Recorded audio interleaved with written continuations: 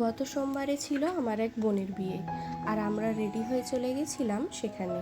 আর এটা ছিল আমার সেদিনকার লুক, যেটা আমি আগেও পোস্ট করেছি।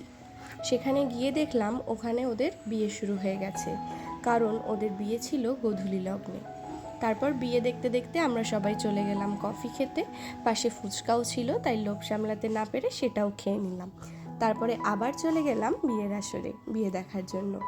আর জানো তো, আমাদের বিয়ে হওয়ার পর যে কটা বিয়েই আমরা দেখলাম, বিয়ের প্রত্যেকটা রিচুয়ালস দেখার সময় আমাদের নিজেদের বিয়ের প্রত্যেকটা রিচুয়ালসের সব মুহূর্তগুলো মনে পড়ে যায়। আর এই যে হলো আমার পাকা বুড়ি, এটা আমার সোনামা, আমার দিদির মেয়ে। এদিকে ওদের মালা বদল চলছে, আর বেশ অনেকটাই রাত হয়ে গেছিলো, তাই আমরা ভাবলাম যে আমরা খেয়ে আসি, তারপর এসে বিয়েটা দেখব। তো আমরা চলে গেছিলাম খেতে, আর খেয়ে এসে দেখি বিয়ে কমপ্লিট। তাই বরকনের সঙ্গে কয়েকটা ছবি তুলে অনেকটা মজা করে বাড়িতে ফিরে এলাম।